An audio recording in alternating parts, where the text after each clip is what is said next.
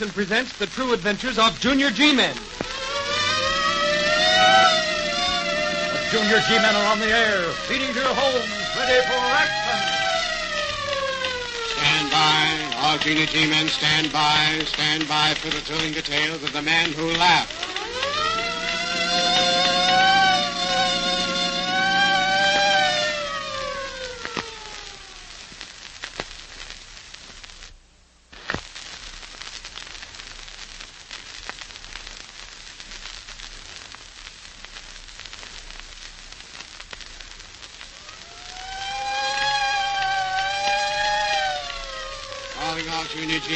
Calling all Junior G-Men. Stand by for report of Junior G-Man George Moser concerning... And who laughed? Report number 909 in 3 parts is given by Operator George Moser of Quincy.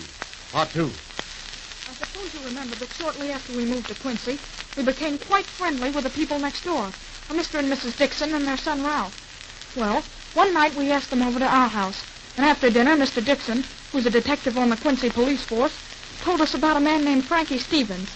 It seemed he and this Frankie Stevens had gone to school together, but Frankie got in with bad company and was always in trouble. After Mr. Dixon had joined the force, he kept his eye on Frankie and gave him several friendly warnings, but it didn't seem to do much good. Just last year, when the Quincy National Bank was robbed, Mr. Dixon managed to prove that Frankie had been in on it.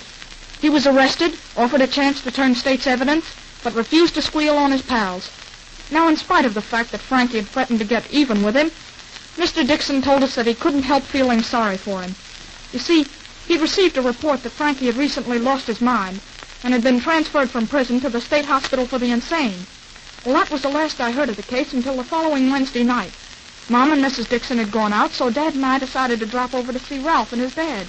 As soon as we arrived... I was just coming to bring Ralph over to your place, Moser. You see, I've been called back to headquarters. Oh, special duty, eh, Dixon? Very special duty as far as I'm concerned. I'm to help search for an escaped lunatic, Frankie Stevens. Good heavens. When did he escape? Late this afternoon. Why, that threat he made, you he'll try to carry it out, Moser. I'm almost sure of that. But the man's lost his mind, and he's probably forgotten all about you. Oh, no, not Frankie.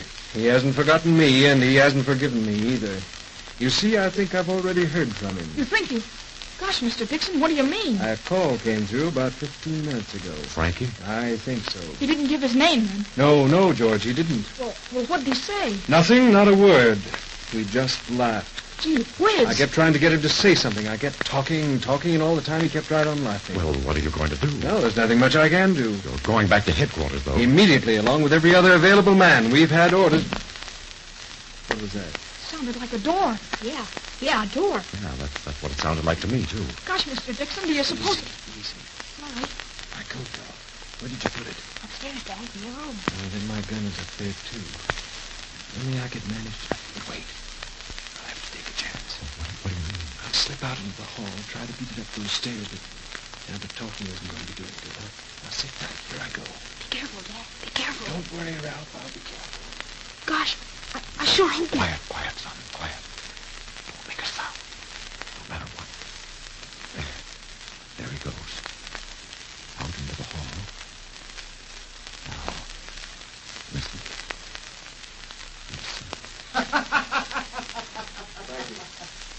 Frankie. Yeah, that's right, Dixon. Frankie. How'd you get in? Meet the girl, Frank Dixon. Gracie Palmer. She's swell as thick a lot, ain't she, Gracie? Sure I am. The best in the business, that's me. Yeah, sure. But go on, Dixon. Back up. Get back into that room you just left. No, Frankie. Get back into that room before I pull this trigger. For the last time, Dixon, get back into that room. All right, Frankie. All right. Go on, Gracie. Follow me. Yeah, sure. And now, Dixon, we'll just get... Well, what's this? Looks like a regular reception committee to me. Yeah, a reception committee. I can assure you, Frankie, if I'd known you were coming... Yeah, I know. You'd have baked the cake. Well, don't worry and don't bother making excuses, because we ain't very hungry. But this guy Dixon, these kids, what... You can forget about them, Frankie. They have nothing to do with this. That's what you think. Hey, you. You mean me? Yeah, you. What's your name? Ralph. Ralph what? Ralph Dixon. Ralph Dixon?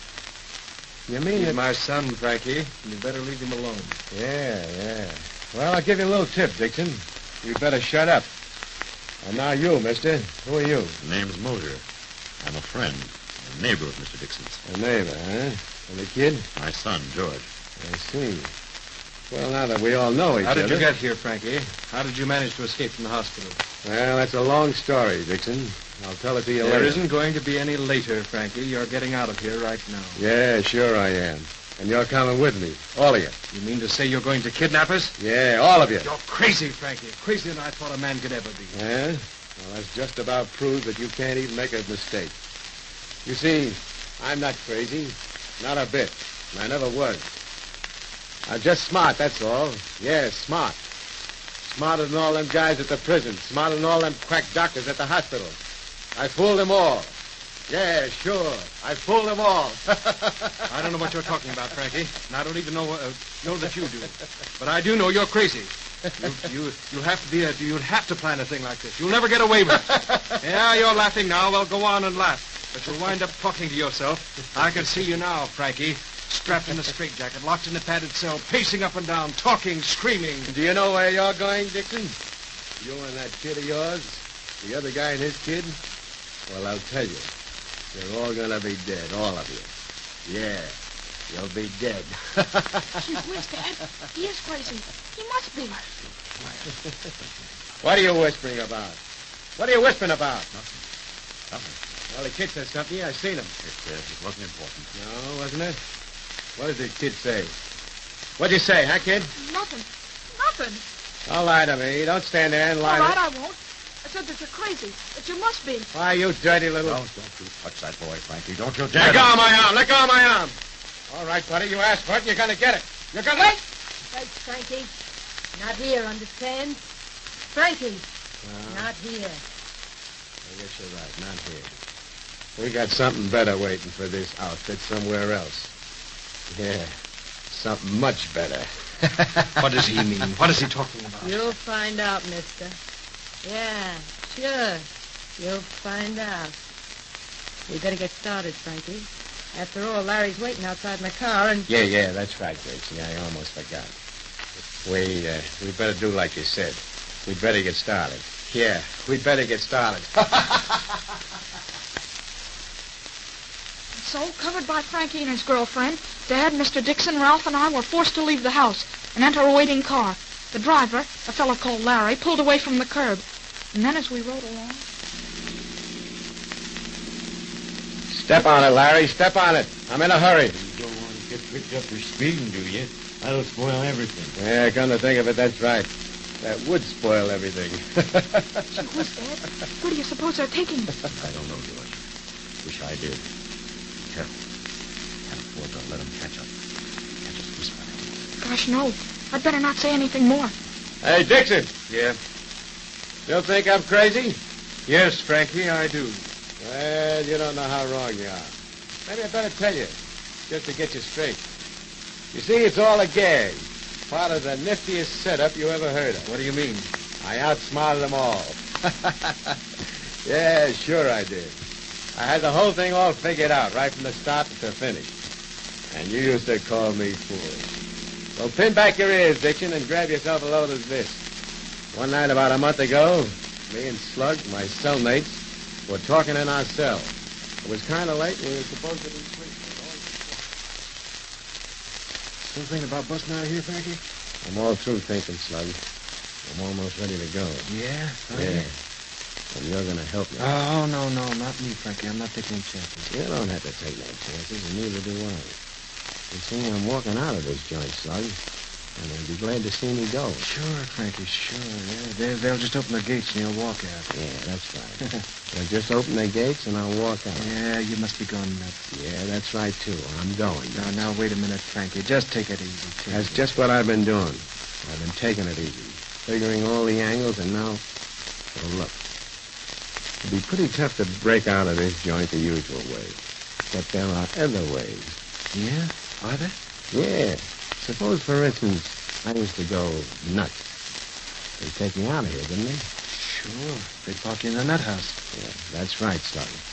And I could bust out of there without any trouble at all. With the extension, well, That's what I'm going to do. You mean you're going to act like... Yes, I'm going to make these guys think I'm nuts. I'm going to talk and laugh and cause all the trouble I can. I'm going to keep you awake, you and all the other convicts in the cell block. We're going to fight, the two of us. We're going to beg them to get me out of here. And they will, too. And they'll be glad to get rid of me. They'll send me to the nut house, just like you said. And from then on, it'll be a cinch. I'll make arrangements with some friends of mine to keep me on the outside. And at a certain time and on a certain day, I'll make my getaway. And if anybody tries to stop me, I'll kill him. Yeah, and how are you going to make these arrangements with those friends of yours? There's a guy getting out of here tomorrow. I see him every day in the prison yard. He's going to deliver a message for me. Yeah, lots of luck, Frankie. Looks like you're going to need it. Yeah, it certainly looks like you're going to need it. And that's the way I planned it, Dixon. And that's the way it worked out. I see. And I'm the guy you used to call foolish. Looks like you made a mistake, Dixon. A big mistake. Yeah, that's right, Frankie. I did make a mistake. You're even more of a fool than I thought you were. Yeah, am I? And even though you think you just pretended to be insane, you're really just as crazy as those doctors at the hospital judged you. In fact, I don't think you were ever entirely sane. Perhaps that explains the way you've always acted. Listen to him, Gracie. Listen to him. Yeah. Yeah, that's what I'm doing, Frankie. I'm listening to him. Anything else you'd like to say, Dixon? Any more smart No, cracks? Frankie, no, I'm all through. You said it, pal. You're all through, all right. All of you. And you will be in a little while. You see this box? Yes, I see it. You know what it is? Oh, why don't you tell me? Okay, Dixon, I will. It's a time bomb. Yeah, a time bomb. Now, would you like to know what I'm going to do with it? Not particularly. Well, I'll tell you just the same. I'm going to take it to an old deserted boathouse, and then I'm going to start it ticking. I'll wait until it's almost ready to explode, and then I'll leave. Yeah, I'll leave, Dixon. But you'll stay. All of you. Yeah, all of you. Stand by. All Junior G-men, stand by. Stand by for further details concerning the next broadcast.